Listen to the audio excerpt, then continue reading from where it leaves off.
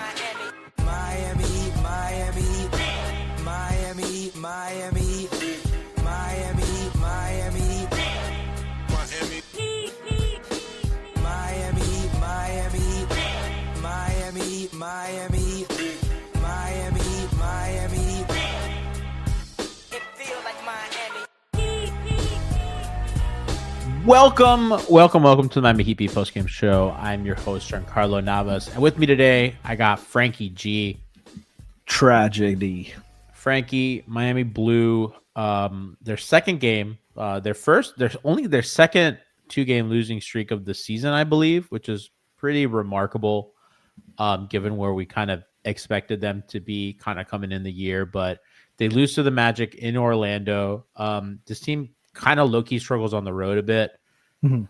They're for some reason they're a fortress at home now. Miami drops to 6 with this loss, by the way, and they're only a game up out of the play-in. Orlando moves into 4, although Miami's only a game out of second. So the Eastern Conference continues to churn. Franky, Miami has a 4-7 away record and a 10-2 home record. As the game was unfolding, I was thinking, wow, if they really pull this one out, it would be the best road win quite easily that they've had this season.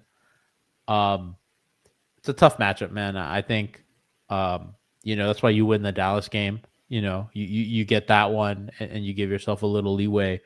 But Frank, it's just Orlando as constructed is just always going to be a tough matchup for them. Yeah, they match up well size-wise, and Orlando gives them a lot of trouble because of the perimeter size. Franz had a really strong game today, and they get the extra possessions. They had to really battle on the boards to get it, but I felt like the third quarter is really where the Heat lost the game. We call it the turd, but they came out so lackadaisical. They had like 4 straight turnovers on just like. Yeah. Stepping out of bounds, throwing it off somebody's back, bobbling it. Like it was so lack of energy and focus. They missed a bunch of free throws. They went in the half so strong too. Yeah, like they came out like ridiculous. They had 15 turnovers for the game. They missed 9 free throws and they lost by 1 on the road. Like that's the game right there. I don't even like. I think very highly of Orlando, and Orlando was playing lights out prior to this, to the point that Banchero came back today for the Magic, and a lot of people were wondering, well, that's a really kind of tricky integration because Orlando had kind of become the team that people thought that they would be kind of coming into the season, and Banchero went out and they started playing really well, but also kind of Banchero and Suggs. Suggs has been really important to them. To kind of their success. And Banchero and Suggs have not played a lot together. Mm-hmm. So it was kind of an interesting kind of mix of things, but I don't think Miami played horribly. I think that, there were some moments, and I think against a physical, lengthy team like Orlando, stuff is bound to happen. Banchero did not have a great scoring game. Right. But the size matters, right? He's physical, he's imposing, and And there were a lot of moments where I think that kind of is the difference of the game. Suggs played great. Yeah. And he got an early foul trouble too. And the fact that he was kind of able to shake that in the second half was huge, because he's been a real litmus test to their success. But Franky, I'm not upset at the loss. I think Orlando's a really good team. I think it would have been nice if they won.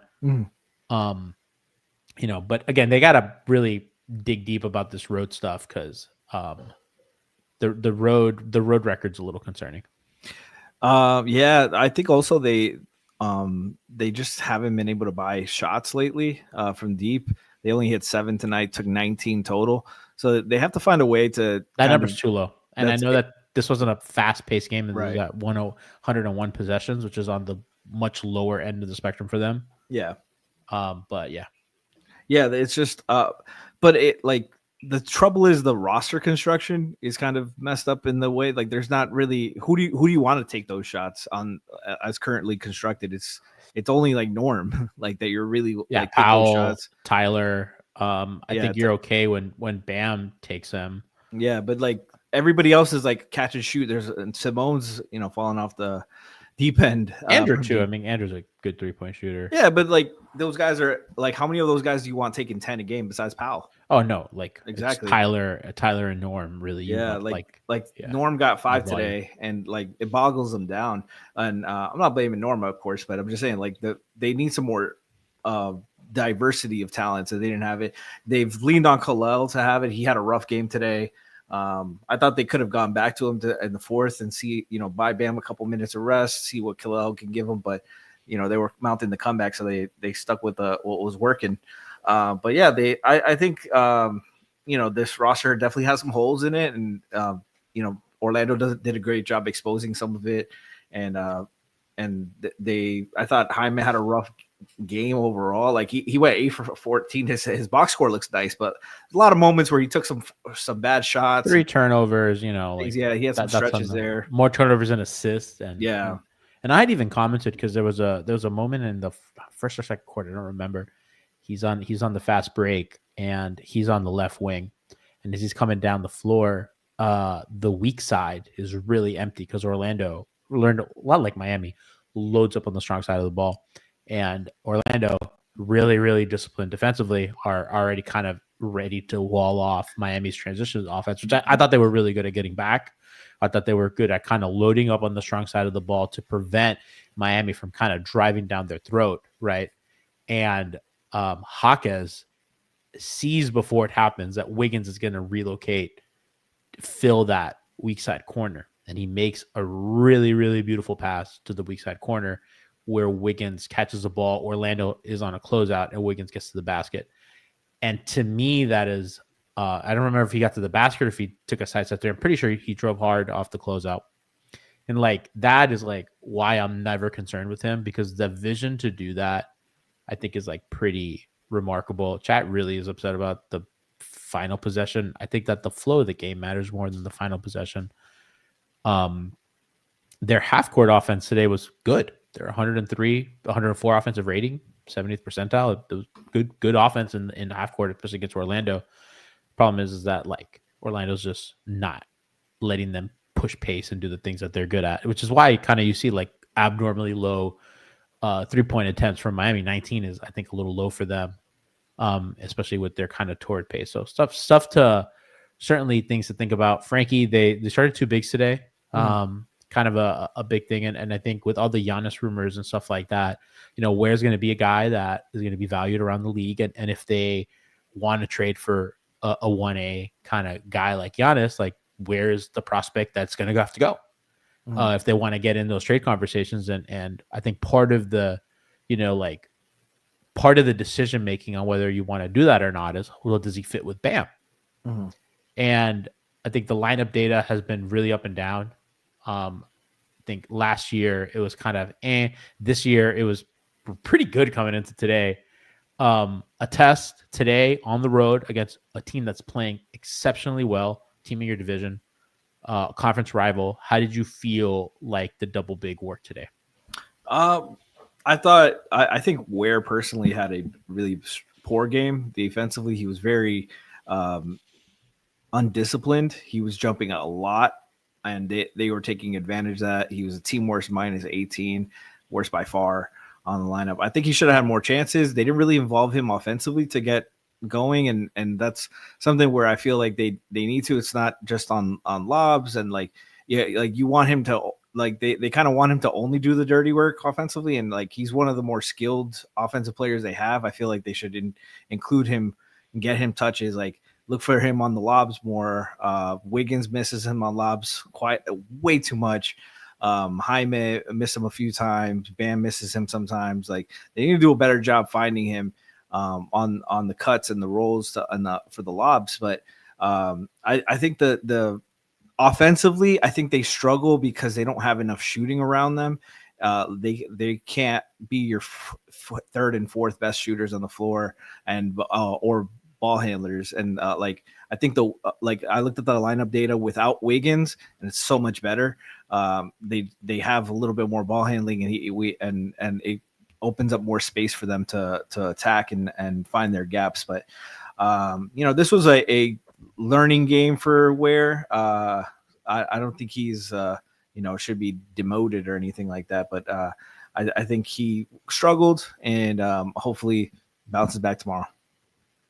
Big 8 seed in chat. Twitch notifies that they're on a 3-stream watch streak, and he's asked, "Does this streak shield me from G shaming?" You are subbed with Prime, so you are safe.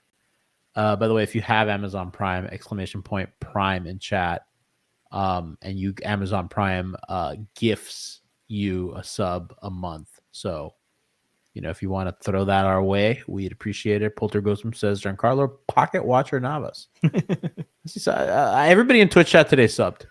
So everybody that I've seen in Twitch chat so far is subbed. So you're all safe for now. Tori Miami says recession indicators. I'm chilling fucking Amazon Prime subs.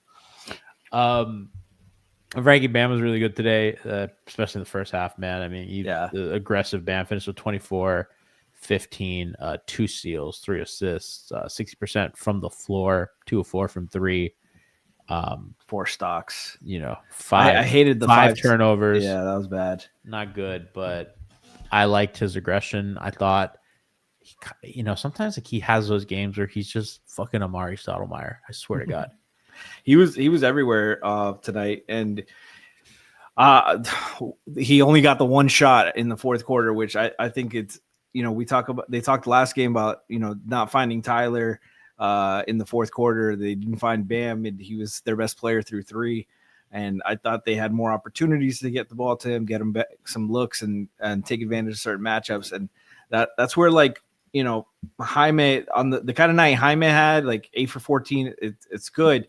There were a lot of possessions where I felt like Jaime is forcing something too quick that wasn't letting the offense breathe a little bit, and getting the right matchup. Wiggins was okay tonight. I thought defensively got beat up a little bit. 1 for 4 from the line, needs to be better there. Bam 24 and 15, plus 3, and the non-wear minutes were really good. The bench was strong. That's something that has been the case all season. Bam and the bench has been really good all season, and glad we were able to get back to that. But I think the free throws, the turnovers, that was the biggest issue tonight. Some of and you've talked about kind of their bench falling off. And again, another day. I mean, Pell played 19 minutes and didn't record a point. Drew Smith, whatever. Almost out of Snell. Yeah, almost out of Snell. He had a 0, 1, and 1. So close to just cardio minutes. You don't expect a lot out of Drew, but Fontecchio, did need a little life out of him. Yeah. Especially, this team's going to be injured, right? Like Powell's going to be nursing that groin. I think every once in a while he'll miss games. And I got to be honest with you, I think as a number 1 guy, he's taking a bit more physicality, especially because he's driving to the basket more. He's going to get more little knick-knack injuries and stuff like that. And Tyler, Tyler's just always kind of missing games. That's not, he was unusually healthy last season, but, it's just, and again, the small guard life in the NBA, you're just going to get, that's not a slight on Tyler. You're just going to get nicked and knacked at that size in this league that's so physical. And Miami has, now it's kind of eased up a bit, but they had a really congested schedule to start. You say that as they have a back-to-back. Yeah, exactly. And it's funny because in this kind of more open period, they've lost 3 games. Yeah, they're right. 3 of the last 4. Detroit, Mavericks, and now against Orlando. And again, 2 of those are good teams. Yeah. But you got to beat good teams, right? And I think we talked about that last show against Dallas, where they, if we're gonna treat them like big boys, they gotta win these games, or if not, I don't want to hear people talk about let's make some trades or let's get over the hump unless it's Giannis, right? They're not close, right? Or are they, right? But if you're close, you go out and win these games. So yeah, I think that certainly makes for interesting punditry, but certainly disappointing as fans. Yeah, I'm not too upset about it. They had an opportunity to win. I still think this is just one of those games where you need a little bit more as a team. The 9 free throws and the sloppiness at times, Like, this is a great game for the coaches, like the coaching staff, to be like, look, the fucking details we're not talented enough to let the small things go by us. Like all the fucking two-handed rebounds, we need to do that. We need stronger passes. Like, it's the attention to detail that can cost us. This is a winnable game on the road versus a division rival. Yeah. You need these tiebreakers. A good team. Yeah. A good team. A good team, and you need those tiebreakers at the end of the season for seeding and stuff like that. And this game could have cost you home court, and they need to be aware of that. Orlando's kind of positioned really nicely to pivot to them. I mean, they're a game out of 2. They're tied. There's right now 4 through 6 is tied. Orlando, Boston, Miami, 3-way tie. Orlando's winning out there, and they're playing really good. They just got Banchero back. Chet keeps asking, wasn't this a cup game? No, the cup game's on Tuesday. It was just a funny kind of schedule quirk that they play so close to the actual cup day. So I believe it's at 6 p.m. Eastern, Frankie, the cup game. I believe so. So just so for people to kind of make a note of that, I believe the game's at 6 p.m. Eastern on Prime. Yeah, on Prime. So tune your television to that. But Orlando, a game out of second.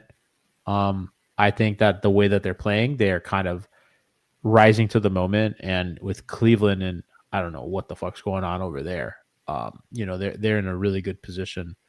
I think Toronto is a good team, but they will kind of I kind of view Toronto in the Miami Atlanta bucket, where they're kind of playing a little bit, they're punching a little bit above their weight, and the Toronto schedule gets pretty tough. But Orlando has a really nice chance to be kind of second, third in the East right now with whatever's going on with Cleveland. Milwaukee's having their issues. The Hawks have lost 2, and I really like the Hawks season. Kaká. That's a Zach Lowe bit. He always just does just Kaká, which I quite find enjoyable.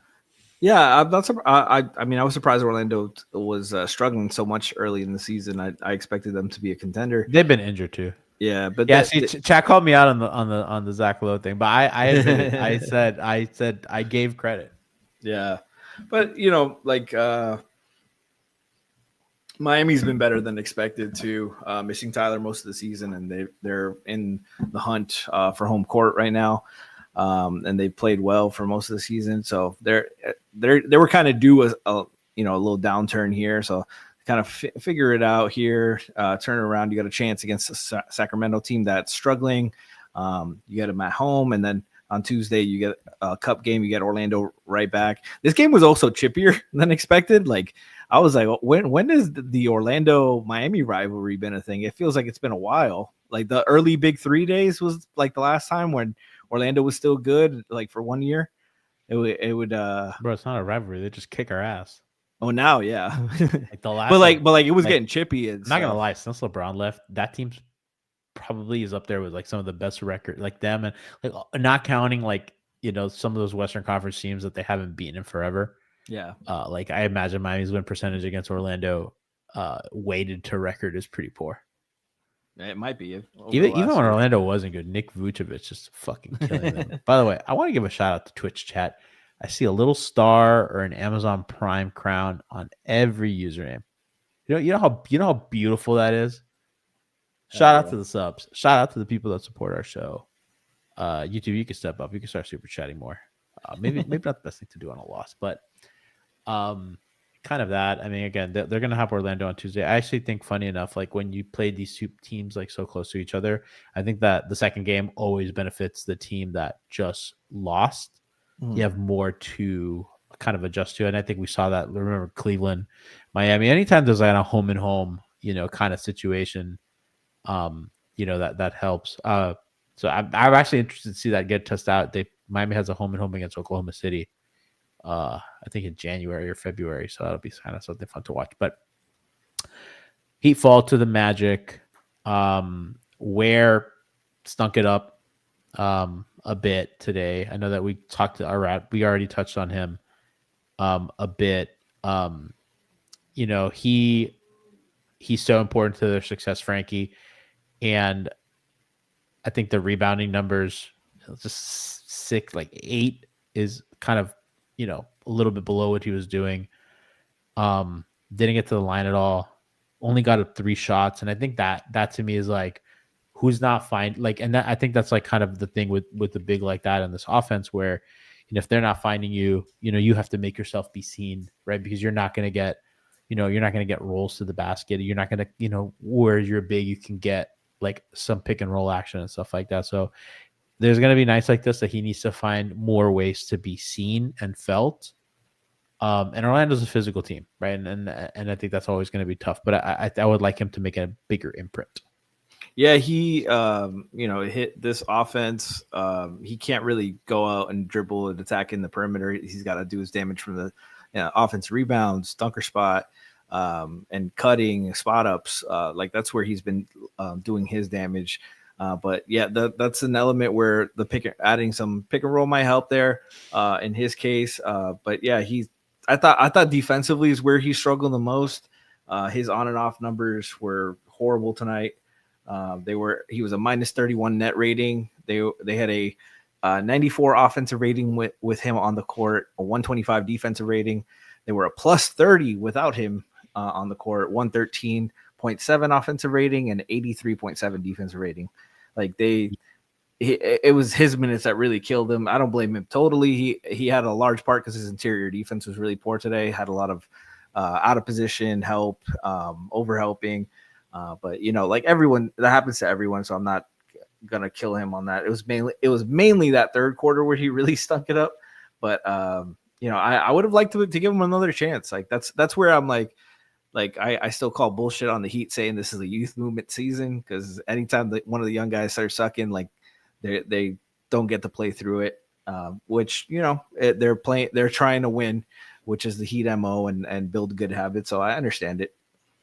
He'll get minutes. I think that they'll let him play through that, and I think we've seen with Pele as well. Like he's even though he's not starting, he's getting over 15 to 20 minutes, sometimes even more than that a game, which I think is important. Chad goes, has Nico been any worse than Fontecchio lately? No, but at least Nico's younger. Neither can hit a shot. So yeah, I mean it's kind of rough. It's kind of rough for both of them, but. Yeah, man, tough loss coming off the Dallas game. And I think that this is kind of second taste of adversity that they've had this season after that West Coast road trip, where it was brutal too, right? They lose to San Antonio, LA, and Denver, 3 good teams, right? Like, let's not take away from that. I mean, I think they lost. I mean, the Lakers are good. And San Antonio is really good. And did they barely lose to San Antonio? They lost by a point. Yeah, it was a close game. It was like a really close game, and they had kind of brought that back in the fourth quarter, kind of like today, right, where they're kind of down. I felt like those games are kind of similar, where you have a pretty good start, and then you go down, and then you kind of claw your way back, and it's a tight loss. And then the Lakers just fucking ran them out of the gym. Yeah, it just sucked because they were so close, and it was just a little too many turnovers, too many missed free throws that hurt them at the end, caught up to them. Like, I thought like Bam had 24 going into the fourth and got one shot at the very end, like stuff like that. Yeah, but the fourth quarter for them was like really successful. I mean, they clawed Orlando, and like they fell short. Like you can criticize the process as well. Like there's no reason for Bam to have it going like that and not get, and he played the full fourth and he got one shot it was a bad look, bad shot, bad possession, bad ending. We have the play now, so we can talk about it. We can talk about that. By the way, Torre MIA says E-Reed said that Fontecchio was 6 for 40 on threes. Yeah, his recent stretch has been horrendous, but like they don't have anyone on the bench that as another answer. So we think, by the way, we fixed the playback issue with the play. So hopefully this goes smoothly. Franky, you wanna control it and talk about it, or? Yeah, we can. So he out of timeouts here. They got a sideline inbound here. You got Bam on the strong side elbow, Powell on the weak side block. Then you have Wiggins inbounding with Davion and Jaime on the weak side wing, pretty much hugging each other. 3.7 on the clock here. And we get, hold on, this is not loading for me now. I don't see it. Okay. Is it playing for you? It's not playing for me either. Okay. Okay, StreamYard. What is going on with you? Killing me, Smalls. All right, so Bam gets open here for the pass, and he dribbles it up to the top of the key. 2.5 seconds left. Norm comes up to him. There was definitely a miscommunication here or something, because like at that point you have to commit to one, and if it's gonna be Bam with the shot, like Norm's got to get out of the way, because Bam wasn't ready for the DHO. Norm was expecting the DHO, and all that happens because of that miscommunication is Norm brings his man over, and Bam doesn't get a clean look, doesn't get the shot off. Air balls. Could have been some contact there if there was some contact there, and I know my guy Kyle was screaming at his TV, but I'm fine with the no call. That was just a horrible possession, and Spo is definitely gonna talk about that in film. Disappointed in StreamYard right now. We have another play. Let's give it a go. Let's see if another play will work. Franky, you want to give this a go? I can't even see it. Can't even see it. Okay, no plays today. Okay. No plays today. Yeah, no plays tonight. I don't understand what is, to vent a little bit. I don't understand what's going on with StreamYard right now. Yeah, sorry about that. Apologize to the audience, and to shout out to Omar, who really gets all those clips for us, and he does such a great job. So really, please, audience, give a round of applause to our production team. Love you, Omar. Omar, Jalen, Ollie, who's not here again. Listen, every time Ollie's not here, bad shit happens. Caroline doing our stuff on socials, who really has made this season, I think, one of the better Miami Heat beat seasons ever. So shout out to the production team, and thank you for bearing with us as we figure out what is going on with our software, and if we have to change, we will. But thanks to everybody. But yeah, Franky, I mean, tough loss. Looking ahead, they have a game tomorrow against the Kings at home. So the fortress that is Kaseya Center. And then they have Orlando on Tuesday. They have a nice little break, so they don't play Sunday or Monday, and then they have the Magic in the Cup game, and then I believe the next Cup game is the 16th. If they win, they play Saturday, I believe. They play Saturday. Oh, you're right. They play the 13th and then the 16th. So the schedule kind of works out nicely for them if that's the case. So hoping that happens. Remember, 6 p.m. Eastern on Amazon Prime. Franky, you're not local. I was going to ask you if you're enjoying Art Basel this weekend. You are not. Absolutely. I am enjoying Art Basel. You guys enjoy the traffic. I go early. I'm getting to the Faena early tomorrow for some of the art installations, and then I'll be at the design district and then be home by 3. So that's the by move. 3 in the morning. No, nothing crazy. I'm not partying this year. Oh, okay. We're keeping it PG. I did want to go see John Summit at Live, and I think he's also playing the Palm Tree. I don't remember, but those tickets were really expensive, so no John Summit for me. Although I quite wanted to go. Franky, thank you so much for joining us, and thank you to chat. Thank you to the audience for rocking with us on a Friday evening. A bit of a shorter show. Apologies for our technical difficulties. We're going to work really hard this weekend to make sure that we get all that situated, and appreciate everybody's patience with us as this happens. Shout out to our YouTube audience. I know I rag on Twitch a lot, but I love you guys too. I see y'all arguing all the time, and it gives me great joy to multi-stream and you guys as involved as you are. And to obviously our pod listeners, who really appreciate you guys. I mean, you guys keep the lights on. All your patronage over the last 13 years has meant a lot. So thank you guys. Please enjoy your weekend. If you're in Miami, please be safe. With all the craziness going on, enjoy some art, enjoy some parties.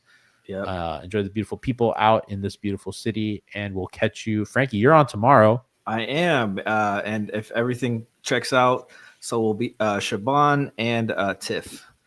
What a star-studded show tomorrow for the Davion Mitchell Bowl Heat Kings. Yep. Make sure you guys download and listen to the pods. Just let it play.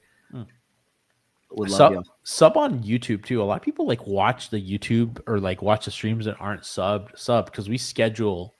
We always tweet a schedule. This week we didn't, but we always tweet a schedule. Every day, every week on Twitter, but we always schedule the shows, so you'll see them.